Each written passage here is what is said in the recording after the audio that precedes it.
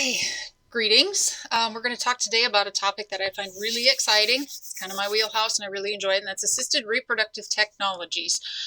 Basically, we're going to be talking about this in the context of the bovine. However, these technologies can be applied to small ruminants as well, and even camelids. So they aren't exclusive to cattle at all. But that's the context in which we're going to deliver this lecture. So some of the currently utilized assisted reproductive technologies available to us, some of these are very, very common, and we've used them for many, many years, such as estrus and ovulation synchronization, and hand in hand with that is artificial insemination.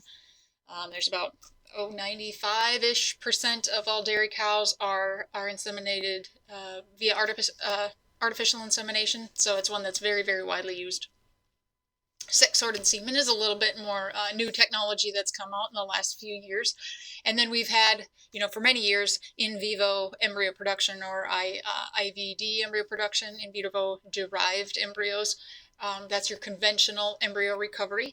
And then transfer of embryos, whether they're IVD embryos or in vitro produced embryos, is still considered part of the assisted reproductive technologies. Anywhere where we intervene in reproductive function is considered assisted reproductive technology. Although now today, really the term is really reserved for the IVP system, dealing with ultrasound guided ovum pickup, or OPU, and then also the in vitro processes that we go through to produce IVP embryos, and then of course somatic cell nuclear transfer, or the production of cloned animals.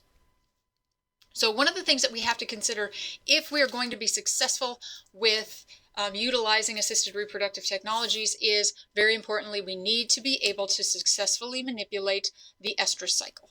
That is absolutely hands down the most important thing. A lot of these functions are very, very tied close to timing.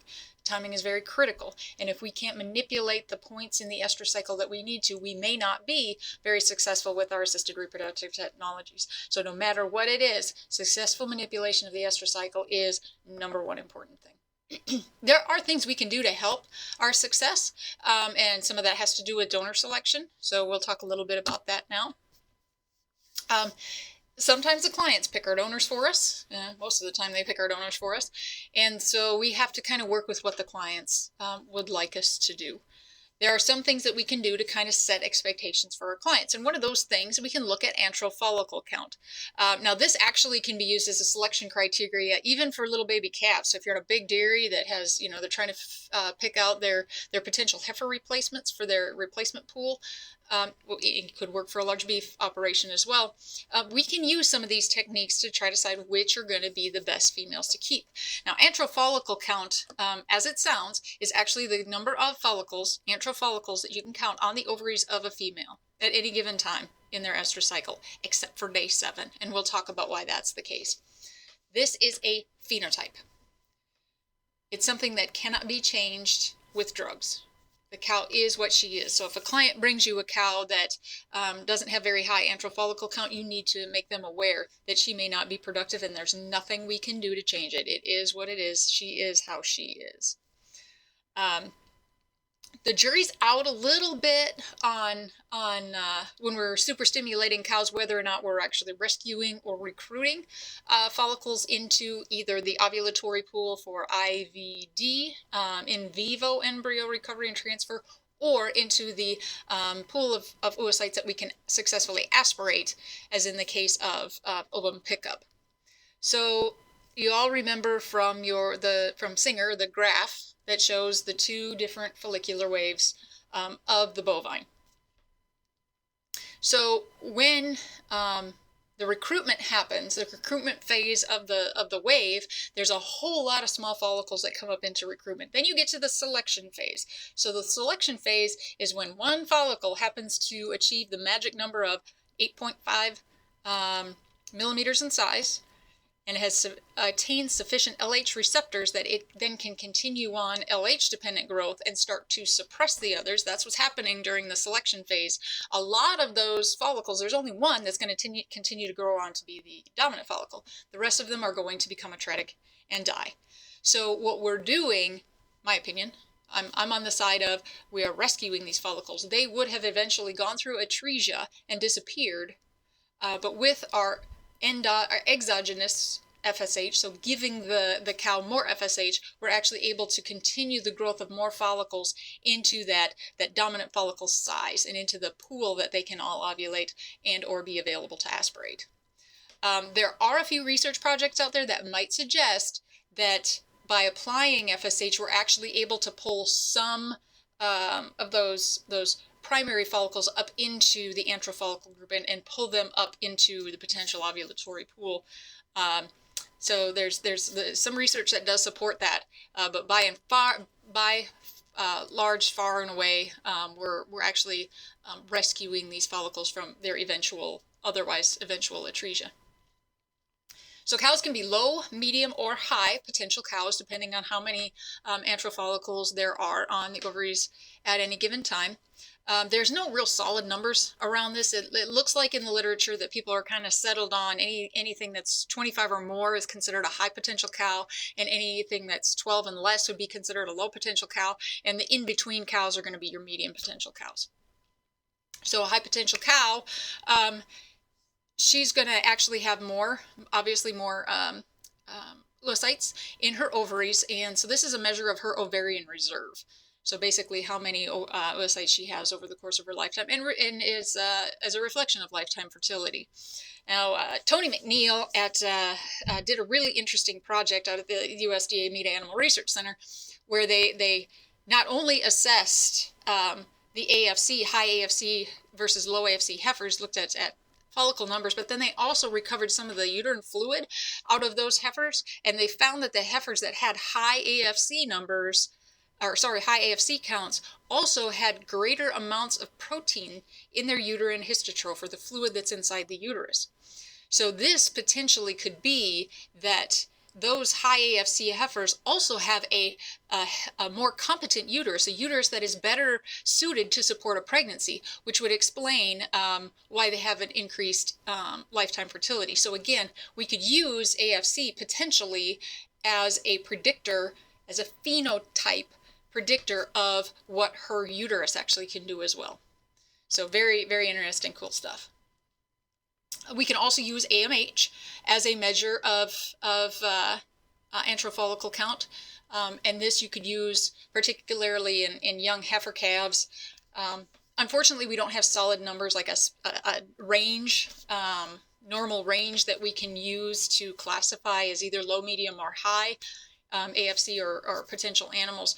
So what you need to do, or what a producer needs to do, is draw blood on the cohort or the contemporary group of heifers that they have, and then just compare the heifers that have the higher AMH levels. Those would be the high potential females, and those that have low AMH levels would be the low potential that they perhaps want to consider moving along into a different system. Maybe they need a career change. McDonald's is always hiring. Now, day 7, if you're going to do antral follicle counts with the ultrasound machine, day 7 is not a good day to scan. And if we were in class right now, excuse me, I would be asking you why that is, because it's fairly intuitive. However, since this is a recorded lecture, I'll just tell you.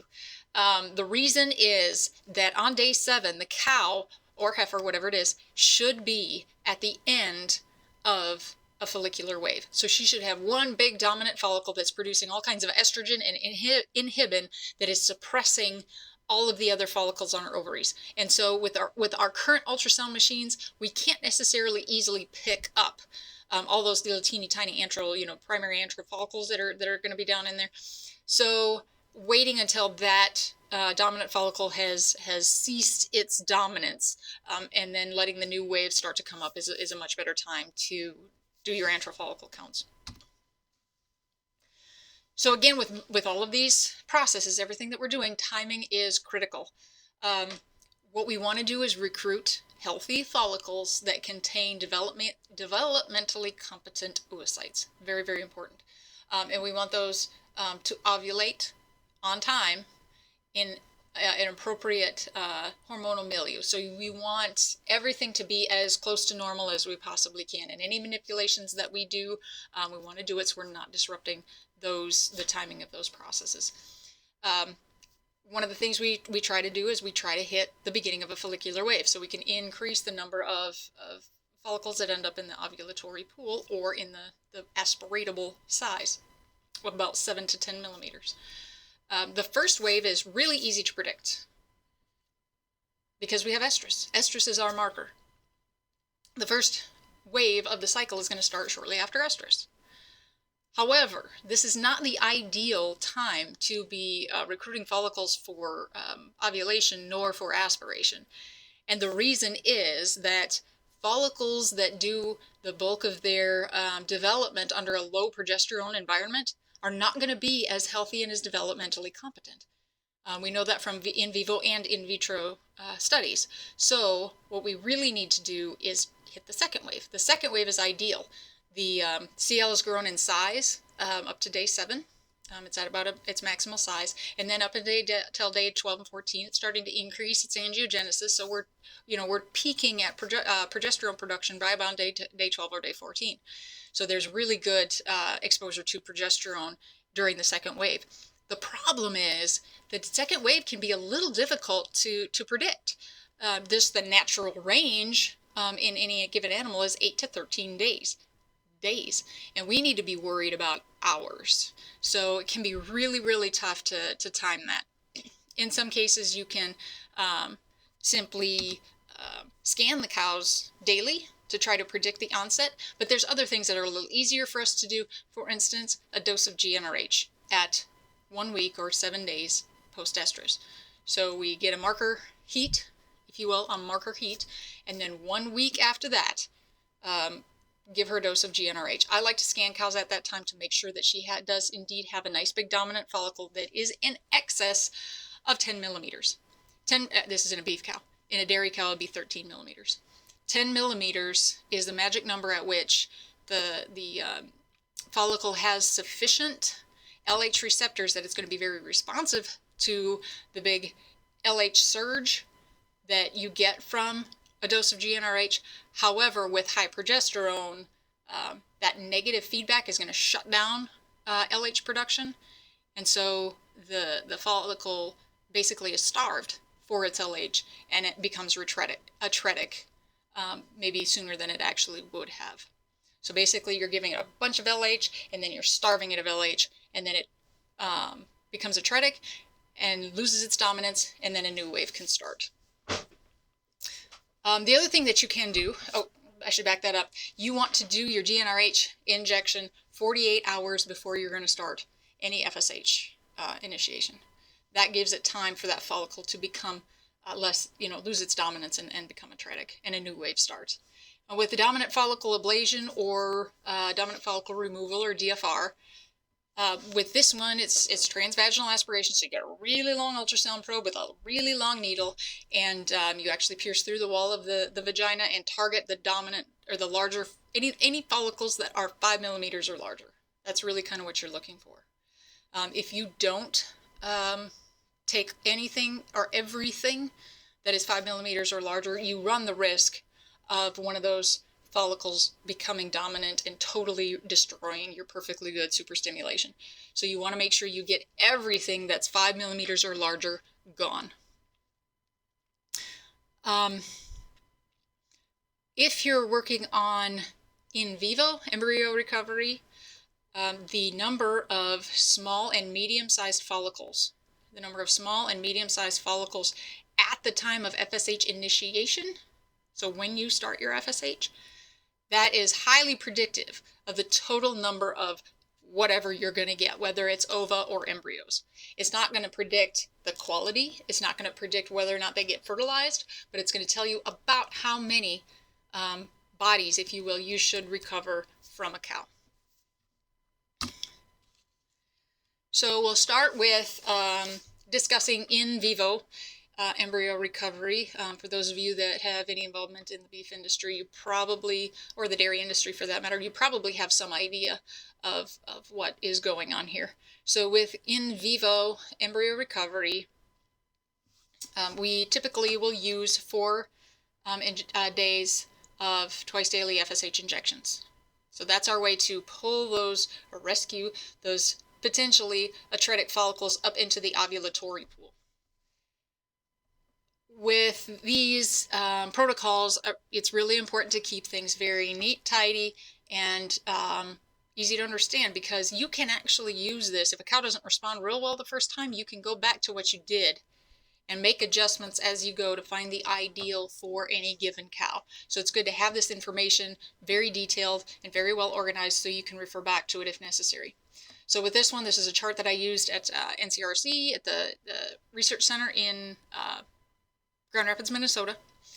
And with this, there's obviously very pertinent information here. There's donor name, owner, and then we start to get into the details of the process that we're going through. And then FSH. This used to be important because historically we didn't have an FSH product in this country that would work. So we had extra label privileges to use other FSH products that were available globally.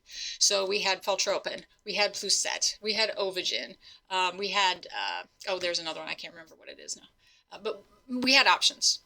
Since Vetiquinol, the maker of Faltropin, pursued and obtained FDA approval for Faltropin, now that is the only product that we can legally use in this country, which is really unfortunate because there are some benefits to some of the other products. Faltropin is by far and large the one that's used most globally, but there is a product called Pluset that can be handy in some specific situations. So we're going to talk about FSH products right now. Every FSH product also has a given amount of LH in it intentionally, because these follicles, these brand new follicles that we're trying to, grow up into the ovulatory pool, they still depend on LH to a degree. So we need to make sure that we have sufficient LH in them, in the products, to keep those follicles growing up. So Pluset is a very interesting product because they have low dose LH. In one of their products, they have a regular Pluset, and then they have a high LH Pluset.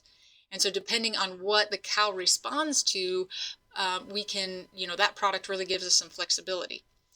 Again, unfortunately, it's not approved for use in the U.S. They have not pursued FDA approval at this point. So it's not really available or legal for us to use. There are some practitioners that are sitting on, stockpiles of it that they had before that they are not going to part with, because there are key times when that product can really help in a problem cow. So that was why and when FSH, the particular FSH product, was important. Now it's all basically Faltropin. I left this section blank. This was my opportunity to write down, document what it is I did to initiate a follicular wave. So this might be 2 cc's of GnRH, or it might be dominant follicle removal, or it may be I just scanned and scanned and scanned until I could, predict the onset of the wave. So that would be something that I would fill in as time came along. The dates would be here. You've got AM and PM. You can switch that around to PM and AM depending on what the cow is and where she's started. And then obviously make sure that everything is done, whether you're having, farm staff do it or a client do the injections, or you're doing the injections yourself. It's very important to document when those were done or check them off. So here is one that I did when I was at Minnesota. I had 3 donors. These were all Aberdeen Angus, the low line. Nikki Harmony and X220, both are all owned by GT Angus. Product was Faltropin. I had a PGF date there, and I neglected to write down the marker heat. I really should have done that. I did not. My bad. Then this is the technique that I used to reinitiate the follicular wave, was 2 cc's of GnRH for each of them. And this little chicken scratch over here, what I was doing was I scanned these cows to make sure they had a follicle big enough to respond, but then I also wrote down what side the CL was on, which really didn't matter much, and the total number of small and medium-sized follicles on each ovary, so I knew what to expect out of my superstimulation if it worked out properly. Now these cows I had flushed before. This was not their first go, so I knew that they worked pretty well with this particular level of FSH. Now, some practitioners will start at, they'll start at 2.7 and 2.7 on the first day. Then they'll drop it down to 2.3 and 2.3 the next day. There's no really right way to do it. The big thing is making sure that you're decreasing the dose as you go along, because that's what happens naturally in the body of the cow. So that's what we're trying to do, is give spikes or peaks of it, but at a decreasing rate as it would normally happen in normal physiology. Prostaglandin is going to depend on what's available to the client. Estromate is a 2 cc dose, Lutalyse is a 5 cc dose, and Lutalyse Hycon is a 2 cc dose. So you want to make very sure that your client understands which of those products you're using, so that you make sure you get your doses right. And then this little spot here is for, in case we have problem cows or problem heifers where they maybe could use just a little extra FSH to move them along. Actually, it's probably the LH in the product, to be totally honest with you, to try to get them to maybe increase the number of viable oocytes that they ovulate to increase fertilization rates. So that's, again, so embryo transfer is like 70% science and 30% voodoo. And so some of the little things we do, we try to tweak, and there's no maybe solid science behind it, but it seems to work in this particular animal. So we kind of play around a little bit to see what works for the individual. And then we have our breeding dates. Typically I typically run 2. Some embryologists will run 3 breedings. Typically I want that first breeding in about 36 hours after the last prostaglandin dose, and then I want another breeding 12 hours after that. And here I've written down which bull each of the cows get bred to, so I keep that all straight at embryo recovery day. And the recovery is actually going to occur 7 days after their breeding date. That's very important to keep in mind. The embryos will probably hit the uterus around day 4 or 5, but it's easier for us to really truly assess the viability and growth of the embryos if we go a little bit longer, so we can actually see that they're going to continue on or have the potential to continue on to make a pregnancy. So we wait until 7 days after estrus to do the recovery. There are some cows, getting back to breeding, there are some cows that we kind of have to manipulate this a little bit. I have dealt with a few cows that really had a big uterine immune response to the semen and to the extenders and everything that was in the semen. So when you put the first dose into them, they would have this big immune response, and you put the second dose in, and the sperm cells basically got nowhere, because the uterus was really trying to take care of the foreign material that was in it, associated with the semen and extender. So in those cases with those cows, what I've done is do some really intensive heat detection and then breed them one time at 18 to 20 hours after the onset of standing estrus.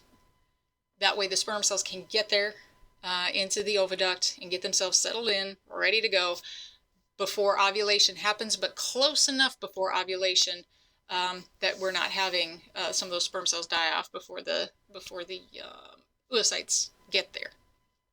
And this is the same strategy if you're going to use sex-sorted semen, whether you're breeding, just simply breeding with sex-sorted semen, or if you're going to do in vivo embryo recovery with sex-sorted semen. The thing with sex-sorted semen is that it's been so beat up by the sorting process that the lifespan on the sperm cells is shortened up quite a bit.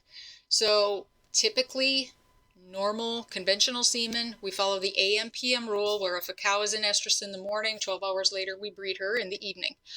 With sex-sorted semen, again, intensive heat detection, and breed her 18 to 20 hours after the onset of standing heat. In this case, we're having the oocytes basically waiting on the sperm cells, as opposed to in conventional breeding or conventionally frozen semen, we have the semen or the sperm cells waiting on the oocyte. So you can kind of see there's a little bit of difference there. The sorted sperm are pretty fragile, and they need to have an oocyte fairly quickly before they die off and become non-viable. So looking at this kind of traditional in vivo embryo recovery schedule, you're looking at a total of 23 days from start to finish. And at flush day, on the flush day, very, very importantly, every donor gets a dose of prostaglandin. In case you have missed an embryo that maybe was hanging out in the oviduct and didn't get quite to the uterus so you could get it recovered, or maybe the recovery didn't go really well and you missed a few embryos in there, you do not want a donor cow pregnant when she's supposed to be open, nor pregnant with multiple feti. That can be an absolute disaster. So with some cows, after you give them that dose of prostaglandin, after you're done with your recovery, you've pulled the embryos out, now you give her a dose of prostaglandin. Sometimes they'll come in heat in time, 3 days, about 72 hours after the injection. Sometimes they don't. Sometimes there's so much luteal tissue there that some of it gets missed, or it's not enough to really start the destruction of the CL. So with those cows, I tell clients, and I do this myself, if I don't see an estrus on a donor cow within 7 to 10 days, I give her another dose of prostaglandin to make sure that we've got everything, all the CLs lysed, and there's nothing left behind. You can use that new estrus as your new marker heat and start her back up on the process again if the client chooses to do another recovery. Otherwise, she could just be bred and be allowed to have her own calf. So I want to talk a little bit of donor selection for in vitro production of embryos. Historically, a lot of people thought if a cow didn't perform very well in an in vivo system, then IVF was going to be the trick. The IVP system was going to be the way we're going to get lots of embryos out of these troubled cows. The problem is it really depends on her antral follicle count. If she only has 5 or 6 follicles combined on her ovaries, she's not going to do well in IVF either, or IVP. So setting client expectations on IVP is going to be really, really important. Sometimes you have cows that have some other problem. Maybe you've got an old donor cow that has stifled herself and now she's laying around most of the time. She has a hard time getting to feed. She's thin. She has all these other processes that she's fighting with, negative processes she's fighting with. Her IVP results are going to be really hit and miss, and probably more miss than hit. Compromised cows can sometimes give you very, very dismal results, and the client needs to be aware of that. Sometimes it's just purely salvage. Please, we want to try, we want to get something out of her. Okay, that's fine, but do make sure that you let them know that it might not look very good. If a cow is giving you high numbers of unfertilized ova in an in vivo system, those cows actually have potential, because there's somewhere in the process they're having a hard time finishing the physiologic processes that need to happen to get these embryos fertilized and developed, and so we can do that for her. But if she has low numbers, development rates are depending on the lab, are going to be somewhere between 20 and maybe 35 to 40%. So development rates are the number of blastocysts or embryos produced per the amount of oocytes that are aspirated. So if you only have 4 oocytes that you get collected, and 30% development rate, you might be looking at 1 or 0 many, many times.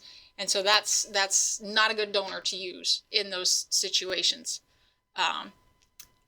With the 20 to 40% development rates, if you get 30, you'll be lucky to see 10 to 14 embryos. Now that's not going to happen all the time.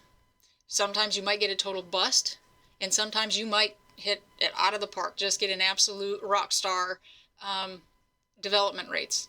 It can happen both ways, but it's better to really set clients' expectations. Don't tell them they're going to get better than average, even though some people think that their cow is better than average, therefore everything should be better than average for them. It doesn't work that way.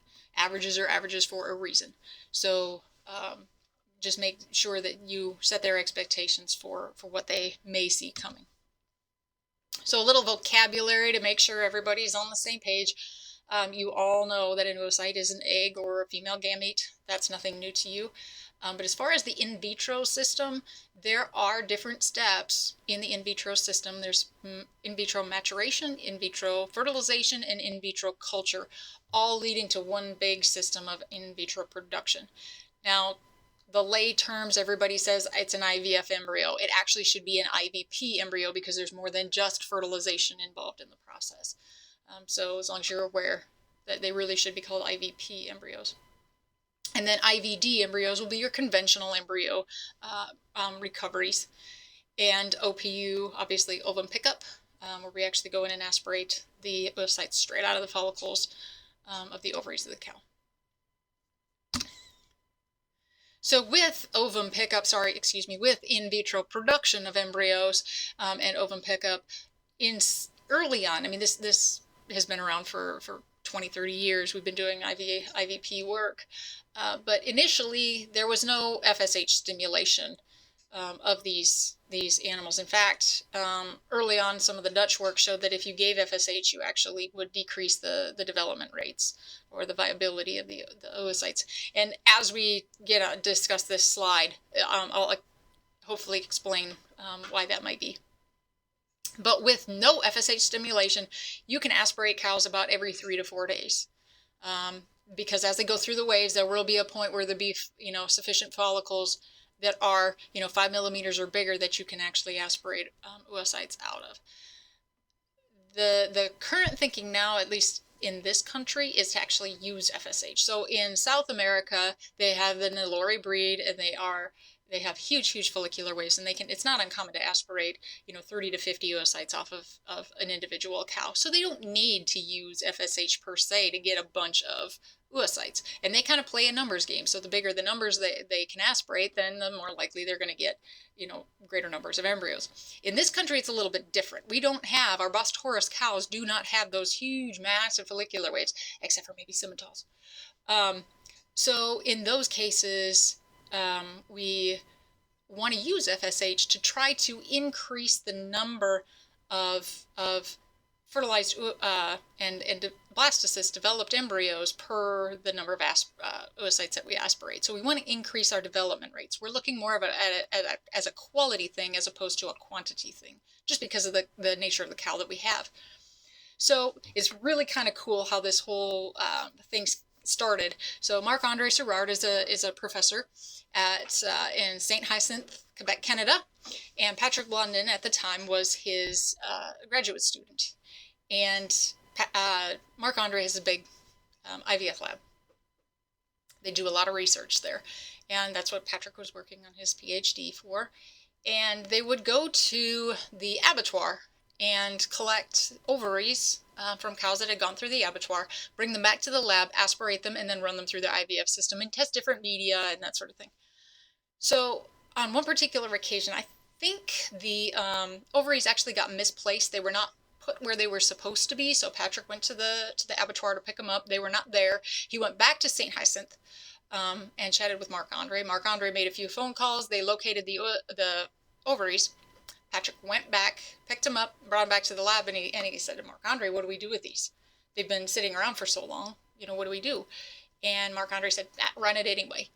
The thing about an IVF lab is you have to have throughput. You have to have things continually going on through it." So he said, "Just run it and we'll see what we get," not expecting anything.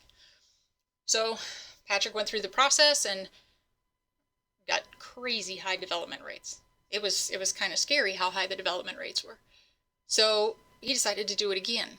So the next 2 weeks later, he went, kind of repeated the process where he just let the ovaries sit, on the counter in the lab for X number of hours and aspirated them again and repeated it. He got crazy high development rates, and it didn't really make sense. Intuitively, it didn't make sense. So he went to Marc-Andre and he said, "Look at what is going on," and showed him the two different replications. And Marc-Andre didn't believe him. He said, "No, you're doing something wrong. There's something, this shouldn't be right. These should not be doing this." So Marc-Andre repeated it himself to prove to himself that Patrick was doing it wrong. And in the process, he ended up with really crazy high development rates. So now they're onto something. Now there's something they need to work with and some discovery that needs to be made. And what they found is that when the follicle starts to become atretic, the signals inside the follicle with the cumulus cells and the oocytes, it's like, get ready for potential impending ovulation. So basically what's happening is the oocytes maturation is being initiated. Maturation of the oocytes is being initiated in the follicle, even though the follicle is nowhere near the size for ovulation. Those messages and those signals are still happening. So what then they decided to try to do, they replicated it in vivo, so they actually did it in the cow, live cow, rather than deal with abattoir ovaries. And what they found was if they did FSH, as normally would occur in nature, the kind of the spikes, the peaks of FSH slowly decreasing, and then followed by a time of what they called coasting. So where they're getting nothing, those oocytes, the follicles are being starved of their gonadotropin, so the oocytes are being prepared for potential ovulation, initiating the maturation process. And then they would aspirate those follicles, and they would get very good development rates in vitro. So basically what they're doing is trying to get the oocyte prepared for potential fertilization in that process, and it works really, really quite well. So in that system, most of those protocols start with dominant follicle removal or dominant follicles removal. Remember, you want to remove everything that is 5 millimeters in size or greater. And then there's 6 twice daily injections of FSH, again on a decreasing plane. And then you want to coast the cows, so give them some time for those follicles to start to become atretic. So the number that they would usually start with is 43 hours after the last FSH injection. Now some cows, and particularly heifers, you got to back that down, sometimes down to, some heifers might even be down to 29 hours. Some cows will hover around 33, 35 hours. So it really is donor dependent. And you can determine this by what the oocytes look like by the time they make it to the lab. So when you aspirate all the oocytes, you'll get these nice little COCs or cumulus oocyte complexes, put them in maturation media and ship them to the lab. The lab will open them up and look at them and say, this cow needs more coasting time, or this cow needs less coasting time. And you can make those adjustments you work with the lab to make those adjustments per individual cow. And this can be done every 2 weeks. Remember, without FSH stimulation, you can do it every 3 to 4 days. With this, it's done every 2 weeks. And you're going to see an increase in the percentage of embryos for the oocytes that you aspirate compared to the other system of 3 to 4 days, no FSH. With the no FSH, you can actually get more total oocytes, but you might not get more embryos because this actually sets the oocytes up for a little better success in the lab. So oocyte grading is pretty easy. So grades 1 to 3, pretty simple, and it really is related to the number of, or the layers of cumulus cells that surround the oocyte. So if you have 1 to 2 layers, that would probably be 2, and if you have 3+ layers, that's a 3. If you have like 1 or less, you're probably going to call that, excuse me, I think I got that wrong. Bear with me. Large amounts of cumulus cells will give you a 1. So the more layers, the better. So a grade 2 oocyte is going to have, a grade 2 COC is going to have maybe 3 or 4 layers of cumulus cells. And the grade 3 are going to be the ones that only have a single layer or have been stripped of their cumulus cells. Oocytes that have expanded cumulus cells, what you're going to see is the cumulus cells around it are going to be just blown wide open. It's going to be really black and kind of salt and peppery. Those need to be discarded. Those absolutely need to be discarded because they are at the peak of their maturation. They need to be fertilized that day. And that's not going to happen on the farm and in that system. That actually has to happen in the lab. So those COCs need to be discarded because they're going to die. They're in the process of we get fertilized or we die. And as Dr. George Seidel says, dead and dying things beget other dead and dying things. So you want to make sure you get rid of those so they don't destroy, what you have already collected that could be very viable. Now, in the case of those where the cumulus cells are completely stripped off of the oocyte, that does happen. If you've got, a little kink in your aspiration line, that can happen. Or if you use too much pressure on your aspirations, that can strip the cumulus cells off. If you have some of those, they need to be shipped with in the same vial as the COCs that have lots of cumulus cells.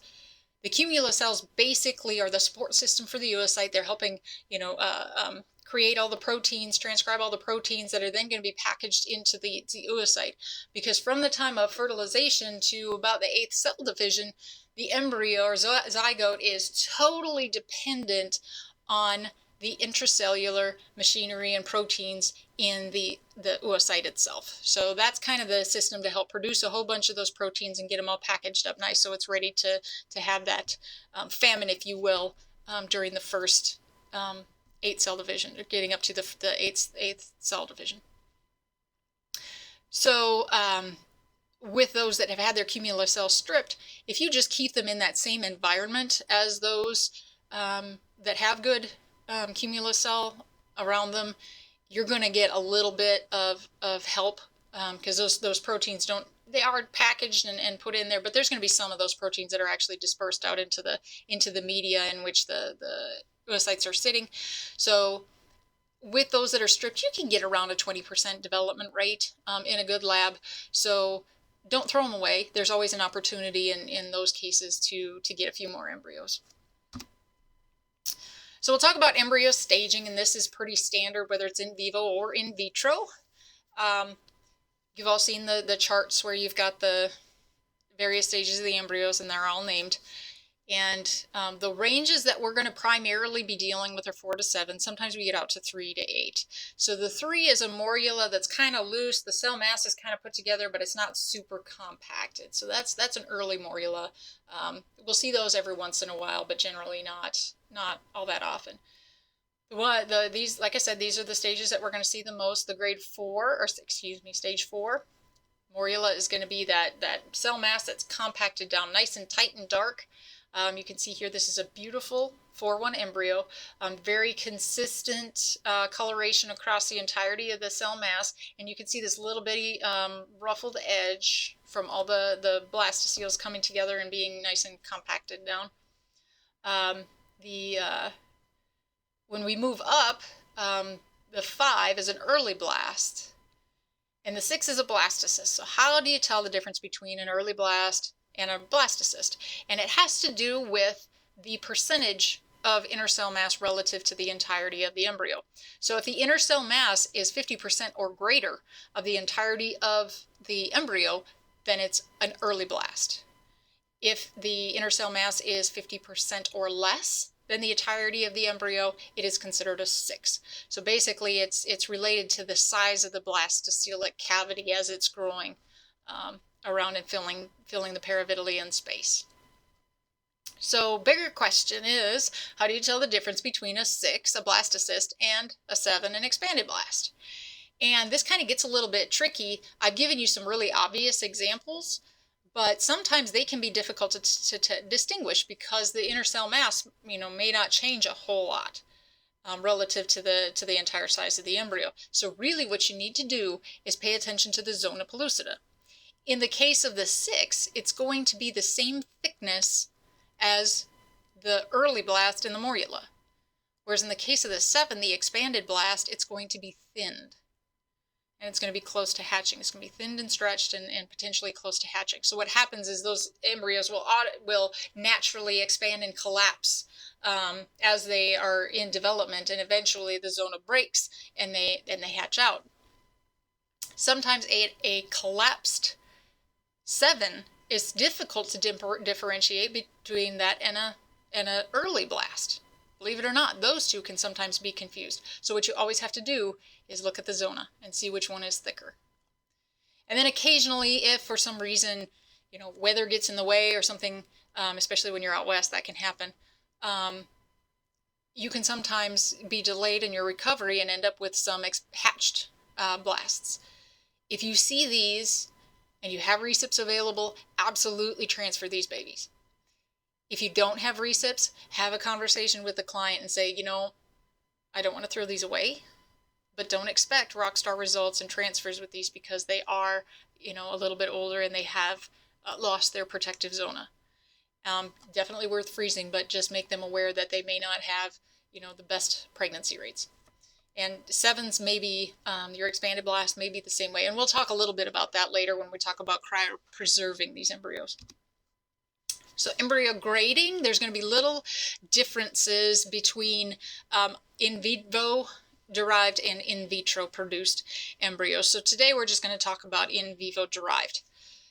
This is pretty straightforward. So number ones are excellent quality, and those criteria are that there's less than 10% extruded cells, the zona is intact and round. It's in good shape. So here is an absolutely beautiful 4-1 visualized with differential interference contrast microscopy, which doesn't matter.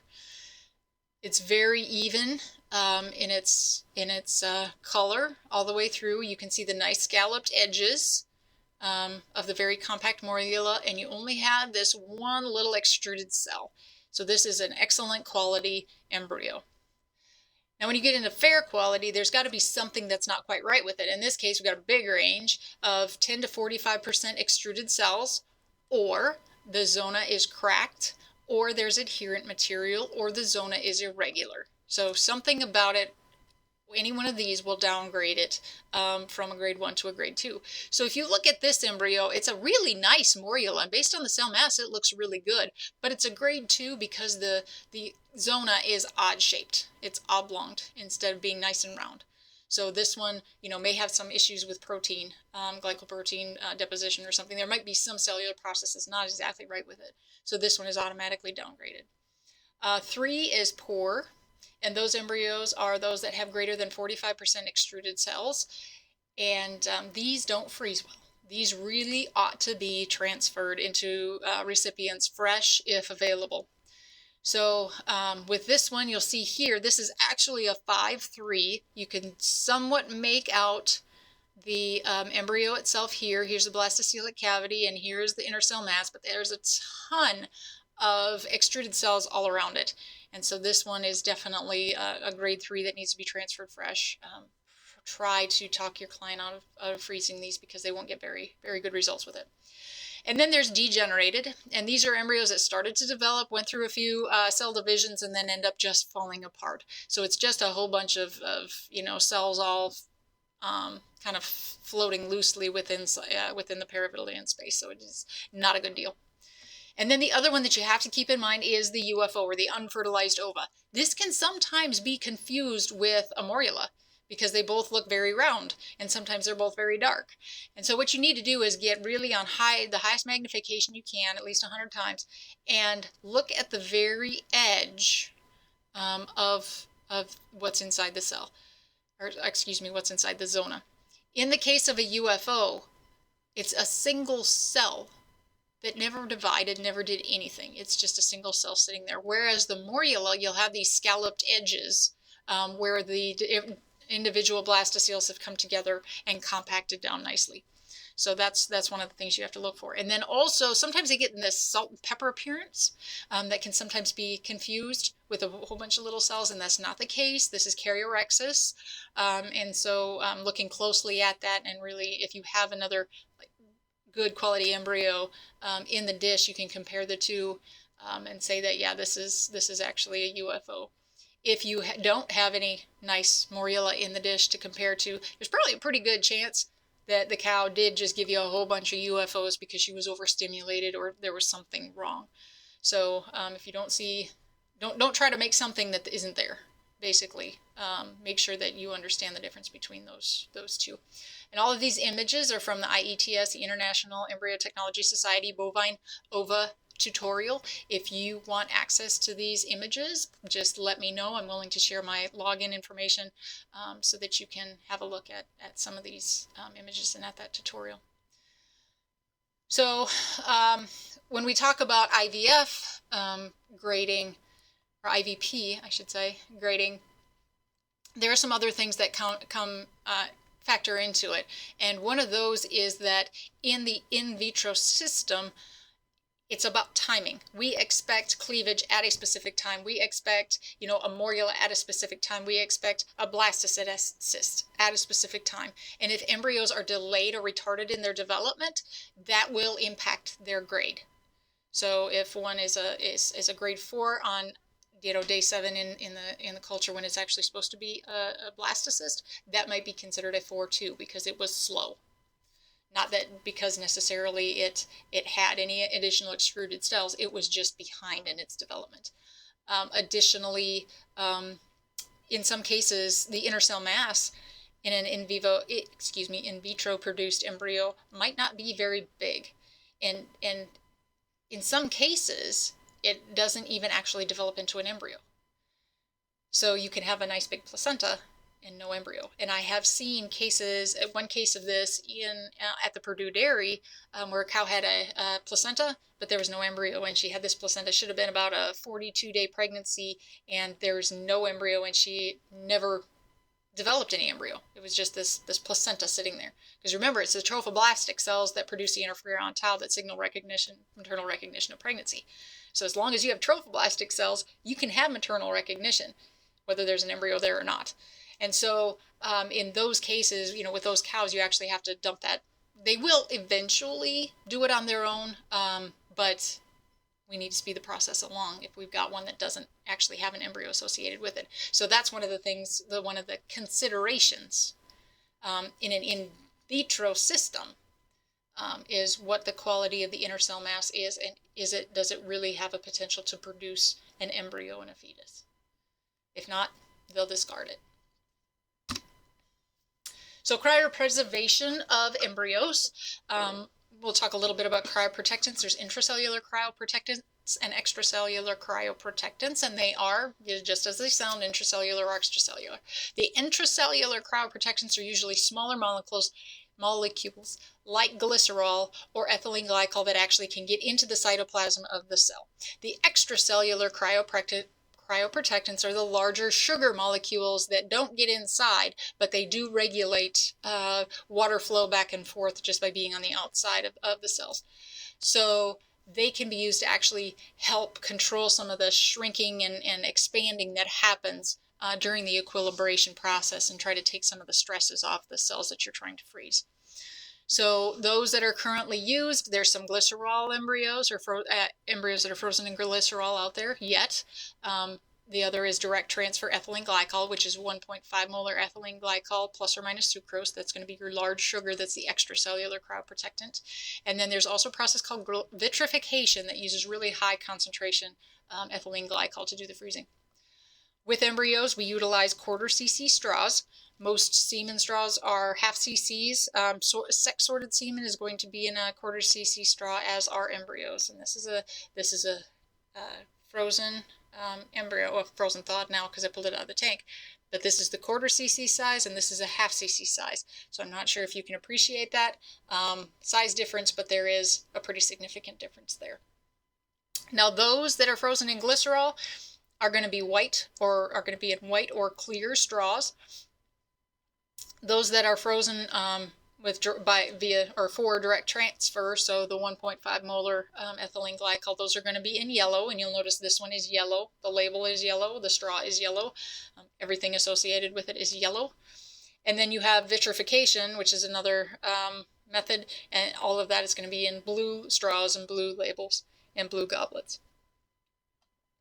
So first about ethylene glycol, glycerol. It's usually in a formulation that's just phosphate buffered saline with glycerol, trying to get up to 10%, and does often include some bovine serum albumin. The embryos are typically equilibrated for 10 to 20 minutes. So you work your way up from a lower concentration to a higher concentration of your final concentration of 10% ethylene glycol, and then equilibrated there for 10 to 20 minutes before they're put into the cryo chamber for freezing. And when you thaw those, there are different steps that you can use. There's 1 step, there's 2 step, there's 4 step, different solutions to thaw those embryos out that basically decreases the concentration of glycerol as you go through to try to rehydrate that embryo and get it back to normal physiologic water state. The nice thing about glycerol frozen embryos is that, now granted, they take a lot of time They're a hassle to do, but it does allow for evaluation of the embryo prior to transfer. So it gives you a little better idea of how well the embryo survived the freezing and thawing process, and it kind of gives you a little idea what you can tell your clients when you actually do that transfer. Vitrification, like I said, you use ethylene glycol, use it at very, very high concentrations. And basically what you're trying to do is very quickly pull all of the water out of the cells and then freeze it very quickly so that you literally have it like a glass-like formation rather than ice crystals. And so this used to be the way to freeze IVP embryos. Because we didn't have a really good way of making very good IVP embryos, and this was the only way we could do it to give them that initial shock and then get them back out of it very quickly, because they couldn't withstand the normal direct transfer processes. However, this is a very cumbersome process. It's worse than thawing ethylene glycol embryos or freezing them. Cooling and rewarming requires multiple serial concentrations of the ethylene glycol changing in concentration, which is stressful to the embryo, and it requires a very deft hand and super critical timing. If you leave embryos in 7 molar ethylene glycol for just a little bit too long, you can kill them pretty quickly and easily. This again will allow you, when you warm them, this will allow you to evaluate them to see how they handle the vitrification process. But if you left them in a toxic solution for a little too long, you'll never know that by looking at them. So this really has fallen totally out of favor, especially since we are making now way better IVP embryos than we used to 20 years ago. So now the IVP embryos are really, really surviving quite well as direct when they're frozen via the direct transfer method. So this is by far and large the most commonly used. It's the most time efficient because you can load a whole bunch of straws at once and freeze them all at the same time. Ethylene glycol is a small molecule, so again, it's intracellular cryoprotectant, and then you also can have, plus or minus sucrose in that as the extracellular cryoprotectant. And equilibration for your grade 4, 5, and 6 embryos is usually about 5 to 10 minutes. So you put it in ethylene glycol and let everything equilibrate nicely in about that time frame. But if you have blastocysts, whether they're IVP or IVD in vivo blastocysts, you might give them a little bit more time, up to 20 minutes, because they have so much water in that blastocylic cavity is full of so much water that it takes a little longer to get it out. So equilibration for them might be a little bit longer. When the embryos are loaded, like I said, they're loaded into 1/4 cc straws. And this is a little bit of a diagram of what I would like to show you, but the camera's only so good. So we have a label end here. I should switch this around. So it's, no, that was right.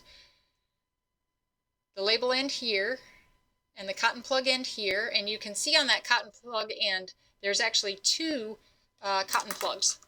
There's one here and one here, and in between that little space is a little bit of PVC powder, and that has to be completely wetted, because if it's not, and when the straw comes out of the tank, this end can blow out and you'll lose your embryo. You don't want that to happen, so you want to make daggone sure that you get enough solution here. So when you load these, you will actually put a syringe on that end, a little TB syringe, and you'll start drawing in, and that will bring in your fluid and embryo from this end of the straw.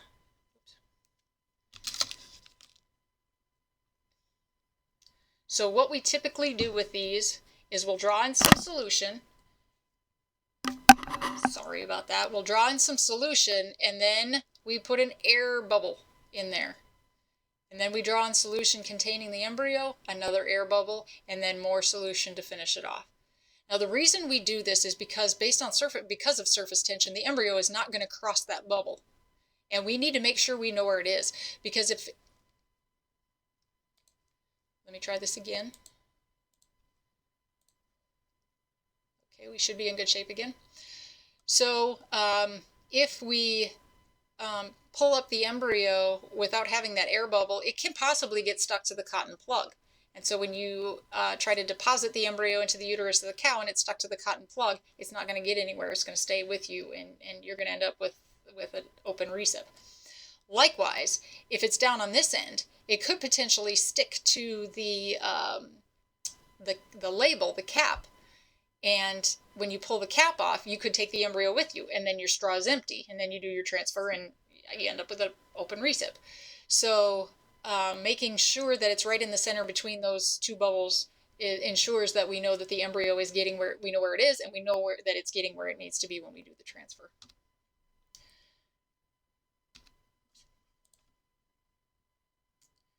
So once the embryos are labeled, loaded and labeled, I can show you a couple different labels. This label is basically a 0.5 cc straw with a little printed label wrapped around the end. And there are others where it's just a small hard plastic label that's a little bit shorter, a little bit easier to manage with the printed label wrapped around it.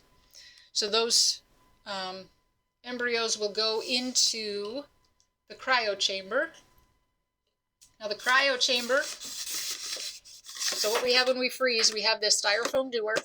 The cryo chamber sits down inside of it, and we fill the styrofoam dewar with liquid nitrogen. So the cryo chamber actually heats to keep the temperature where we need it to be at -6, because the temperature of liquid nitrogen is -196. So we want it to be at at -6 when we start this. So we load the embryos and we put them in and let them sit there for a couple of minutes. And then we will seed the straws. And what I mean by that is that we dip a cotton swab inside the nitrogen and get it frozen and cold. And then we will very carefully raise the straw up out of the cryo chamber and actually touch it to the straw on the columns above and the column below the embryo. And what we're trying to do in that case is we are starting ice crystal formation. And by starting ice crystal formation in the area away from the embryo, we are actually starting to pull water out of solution, which means we are increasing the concentration of the cryoprotectant that the embryo is exposed to.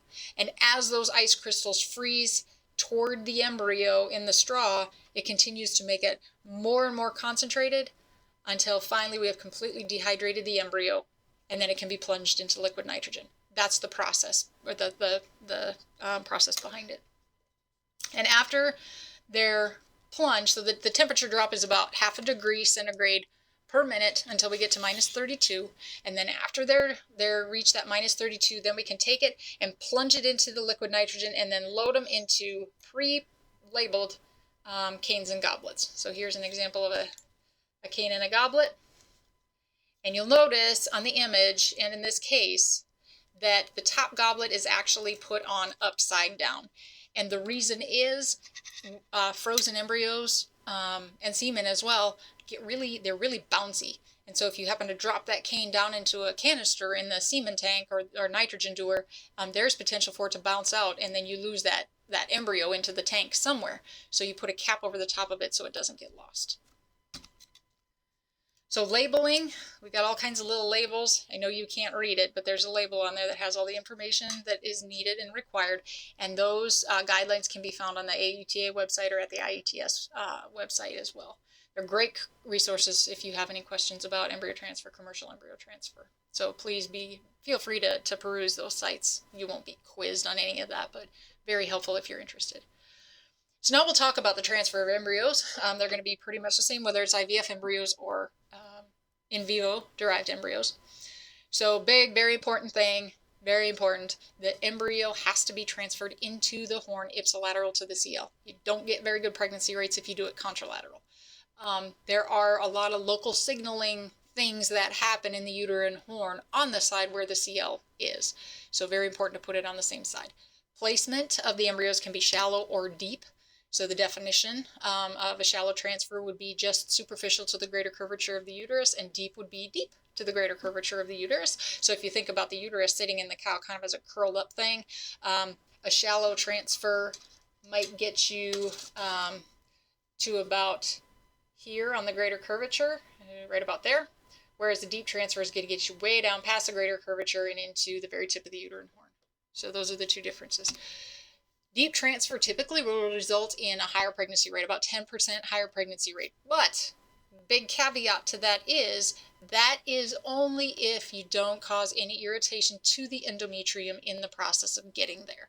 So if you're struggling with a cow, or if you're new, you're just learning how to do this, you're better off just shooting for shallow transfers until you get more adept at the deeper transfers. And I have dealt in some cases where I've got a cow that's just really fighting me. Her uterus is just really locked up tight. Those I'll struggle with. And so if I'm having issues, I'm struggling, I'll just stop where I am. A shallow transfer is fine, because if I continue to force the issue, I'm going to end up with damage and end up with a poor transfer and an open recip. So you want to make sure that there's no complications during the transfer if you're going to do a deep transfer. So when you're actually doing the transfer, the procedure actually involves putting the uterus over the gun. The cervix is really tough and, kind of cartilaginous feeling. Tough to put a gun through a cervix. It's very, very easy to put a gun through the uterus. It doesn't have as much, fibrous tissue in it. So it's very, very easy to do. So you don't want to push on the gun, but you want to feed the uterus over the gun. And the key to a successful transfer is placement as close to the tip of the uterine horn as possible without any irritation to the uterus. If you have irritation to the uterus, you're better off just stopping where you are rather than push the issue. And the reason is irritation and damage to the endometrium will cause it to release prostaglandin. Prostaglandin is never a good thing for pregnancy. So in this case, prostaglandin will actually bind to the zona of the embryo and prevent it from hatching. And if the embryo doesn't hatch and the conceptus doesn't start to elongate and start to have sufficient trophoblastic cells that will then produce interferon tau, then we have no signal of maternal recognition of pregnancy. And so then the uterus is going to start producing its little spikes of prostaglandin and lyse the CL. And then the cow is going to return to estrus. So if you have done sufficient damage to the uterus of a cow because of a really difficult transfer or something like that, that cow is probably going to come in heat a week earlier than what you had anticipated. So that's a good way to think about, maybe we're a little aggressive. So keep that in mind as you go forward. So there was a time when everybody was touting that flunixin-meglumine or banamine might actually increase pregnancy rates by inhibiting the production of prostaglandins. So with the initial studies that were done, there was about a 10% increase. So a lot of the kind of tried and true old school practitioners have been doing it for years and years. Thousands of cows have done it for years. Tried using banamine to help, and it really didn't make a difference in their pregnancy rates. So kind of the things about it, if banamine is going to help you, you have to get it into the cow before transfer. And what I found is when I used banamine before transfer, I only did it about 4 cows, because it made the uterus so relaxed and so flaccid that I had a hard time telling, really feeling where I was in the uterus and whether I was getting up against the endometrium or not. So I thought it actually increased the difficulty of the transfer. So, but if you're starting out, and you want that little insurance that you're not going to cause any, if you do cause damage, that maybe the banamine is going to help protect the embryo, feel free to go ahead and use it. But as you get experienced, you're going to find out that you really don't like using it.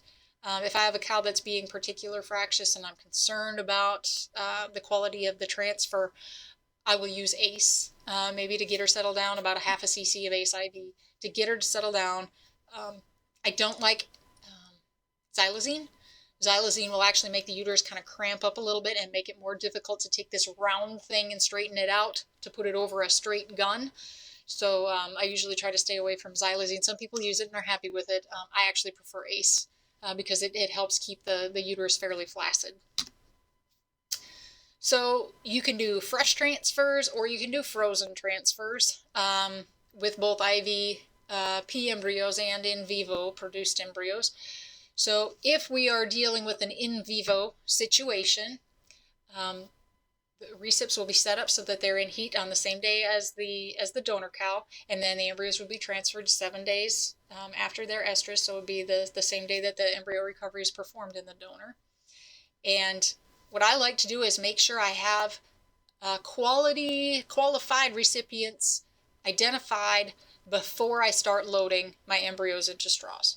And the reason is sometimes you get a really highly productive donor, and you don't have enough recipients for the number of embryos that she has produced. So you will need to start to freeze some. And I like to be able to start the freezer before I start transfers, because the freezer is going to take about an hour. And that gives me a chance to do a bunch of transfers before I have to go and plunge the embryos and get them packaged up. So it does help, it provides a time savings. To identify eligible recips, you want to find cows that have a good quality CL. It's always better when those cows have a good estrus that was observed. If they don't have an observed estrus and have a CL, you can still get a few of them to work, but it's always better if the client has seen a good estrus on them. So they have good quality CL, and you identify the location. Is it on the right or the left? So you know which side to go on. I actually score CLs.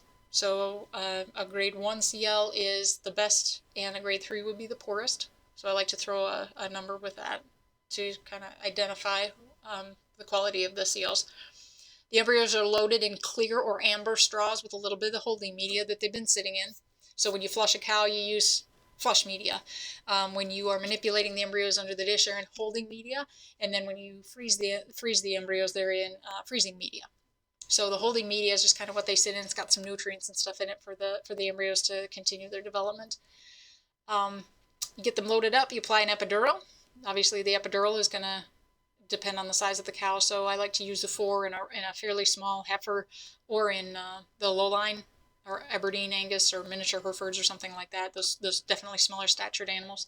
But generally, my go-to is 5 mils. I have used 6. I have used 6 mils on really big Simmental cow, or a really big Charolais cow. So that's really going to be determined on the size of the recipient. You load the embryo into the transfer gun, and then you proceed with your transfer. So with frozen transfers, with direct transfer, in this case, I like to have the recip waiting for the embryo. Otherwise, when we're doing fresh transfers, I want the embryos to be sitting all loaded up and waiting for the recips to come through the chute. Frozen transfers, I do not want to thaw an embryo until I know for sure that the recipient is going to work. So it's pretty important to have her waiting on me, or waiting on the embryo, rather than vice versa. So again, you find your CL location, quality, apply your epidural, and then you remove the embryo from the cane from inside the nitrogen dewar, or the semen tank. You want to be very quick and very careful about this, because we have this magic number at minus 130 degrees centigrade, and this is the glass transition temperature of water. And the reason this is important is because during the freezing process, when you seed those embryos, you create some ice crystals, small little ice crystals, and eventually you get dehydration of the embryo and freezing. With the glass transition temperature of water, even though it's still really daggone cold, those ice crystals coalesce and form larger ice crystals that can then have projections that pierce through the cells of the embryo. And you don't want that to happen, because that will cause, irreparable damage to the embryo, and it won't survive. So this is a reason why embryos should always be maintained under liquid nitrogen, not in vapor. Nitrogen vapor is about negative 180 degrees centigrade, but you still always want to make sure that they're under liquid nitrogen to ensure their viability. And then as you come up into the neck of the dewar, the temperature really starts to go up. So in the amount of time that you spend above that, and the number of times that you go above that minus 130 degrees, the more damage you're causing. It's additive. It just gets worse and worse and worse for the samples. And with semen, we can kind of get away with it a little bit sometimes, because there are a billion, there's a couple million, 10 million sperm cells frozen inside that straw. And so you're not going to kill them all at once. If you do it repeatedly, yes, eventually you'll get to the point where you kill them all. But if you do it a few times, you can kind of get away with it. With an embryo, there's only one. You only have one chance. And if you damage the cells inside that embryo, then you're done. So very, very important to make sure that we avoid this temperature. Nice rule of thumb that Brad Stroud down in Weatherford, Texas, Dr. Stroud came up with in Weatherford, Texas, is you need to keep the top of the cane 1 inch below the frost line. You'll see the frost line in the neck of the dewar for no more than 8 seconds. If you hold it there and you're exceeding 8 seconds, just drop it back down into the tank and then pull it back up again so you can see it. So nice rule of thumb, the 8-second rule. 1 inch below the frost line in the neck of the doer for no more than 8 seconds. Keep that in mind. So after you've identified the straw, you've pulled out the embryo that you want to transfer, then you give the embryo or the straw an 8 to 10 second air thaw. And this is critical to make sure that the plastic of the straw gets a chance to warm up sufficiently so that it doesn't crack. Early on, they would pull them straight out of the semen tank and drop it straight into water, and they were finding that the plastic would actually crack and water would get into the straw, and then it would kill the embryo. Water is way too hypoosmotic for embryos, and it's toxic to them, so you don't want any water anywhere near your embryo. So just give it 8 to 10 seconds air thaw. Let the plastic start to become just a tiny bit friable, microscopically pliable, not friable, pliable, and then put it into your warm water bath. Now, the warm water bath, there's quite a range of temperatures. The big thing is you don't want to exceed normal cow physiologic temperature, because at high temperatures you cause embryonic death very, very quickly. But whether you get to 20 degrees centigrade or 30 degrees centigrade, doesn't matter. You're still making a huge temperature climb from minus 196 to whatever you end up with. So just make sure you don't get too hot. And you want to give it 20 seconds to warm up and to start to rehydrate before it has to go through normal physiologic processes. Load it in your transfer gun and conduct your transfer. You want to protect whether it's IVF embryo or IVP embryos or IVD embryos. It doesn't matter. Embryos need to be protected from extreme temperature changes. IVP embryos are much more sensitive than IVD embryos, so you want to be particularly careful with them. Cool is better than hot. So, like I said, if the temperature exceeds the normal body temperature of the cow, embryonic death will occur very rapidly. So we'd rather keep them cool than keep them a little cool than go too hot. In some cases, the donors might be at distance from the recips. And in those cases, embryos can be transported fresh, or perhaps you've got transfers that you need to do the next day, early the next day. If you keep those embryos cool, at room temperature for a while, but refrigerated temperature, you can go up to 16 hours before you have to transfer them. You don't want to freeze them. You want to freeze them if you're going to freeze them, you want to freeze them within 2 hours. But if you have some recips that'll take fresh embryos, you can leave them sit for quite an extended amount of time and still have success with your transfers. As I mentioned, IVP embryos are particularly sensitive to temperature fluctuations, so try to minimize those as much as possible. Try not to transfer those in the middle of winter, or if you do have to, see if you can get, a heated room to do that in. With any frozen thawed embryos, transfer needs to occur within about 10 minutes after the thaw. That way, the ethylene glycol has a time to kind of disperse, because ethylene glycol is ultimately toxic to embryos if exposure is extended for too long. And it also exposes the embryos to the histotroph in the uterus that has the proper signals and nutrients and such for it to continue its growth and development. And then always protect embryos, regardless of their source, from direct sunlight. UV radiation is really, really good at killing stuff, and these embryos typically do all their business in the dark. So try to protect them from sunlight as much as you absolutely possibly can when you're handling them. So that should be it. If anybody has any questions, please feel free to ask, and we'll get some responses back to you as quickly as we can.